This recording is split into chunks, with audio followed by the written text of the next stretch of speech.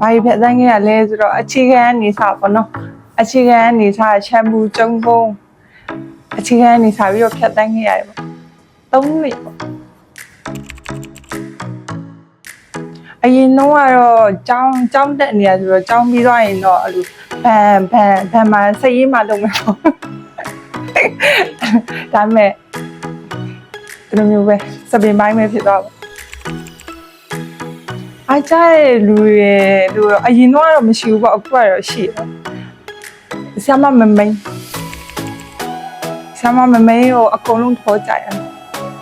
သူ့ရဲ့ဖြစ်တည်မှုအကုန်လုံးကိုစိုက်တယ်ဒီအလုပ်ကိုစဝင်တော့အရင်ဆုံးအားကြရတော့ဆရာအားရင်နဲ့ဆရာမမမိန်သူတို့ဆိုင်မှာပဲစဝင်ရသူတို့ပဲအိမ်မက်အသေးရတော့အခုချင်းကနေစပြီးတော့ဒီဇိုင်နာကောင်းတယောက်ဖြစ်ချင်တဲ့အိမ်မက်ပါပျော်ရွှင်ရတာတော့ဒီရှမ်ပူကနေကျုံကုန်းတက်တဲ့အချိန်ကတော့အရင်ပျော်ခဲ့ပေါ့အရင်ဖြစ်ချင်လို့ဒီဝမ်းနေရတဲ့အချိန်ကတော့ဒီ B47 ကိုစဝင်တဲ့အချိန်ကတော့ဂရုံးနေပေါ့နော်ဂရုံးနေအချိန်မှာသူများတွေကဟိုပေါ့အကြီးပိုင်းနေတာပေါ့ဂရုံးနေဆိုတော့အဆင်မပြေဘူးလို့ပြောရတဲ့အချိန်မှာအရင်ဝမ်းနေပြီးတော့မူခဲ့ပေါ့ဒါပေမဲ့လည်းစပင်တူးဆွတ်ပြီးတော့ဝင်လာခဲ့ပေါ့သူတို့နဲ့လိုက်ပတ်မဲ့ပုံစံဟိုပေါ့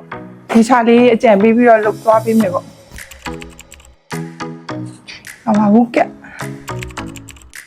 ဟုတ်ကဲ့ဒီတိုင်းမဲ့အရင်လူငယ်တွေနဲ့ဆိုရင်ဟုတ်ကဲ့ပို့ပြီးတော့စိတ်တယ်ညီမနာမည်ကတော့ဟန်တီပါ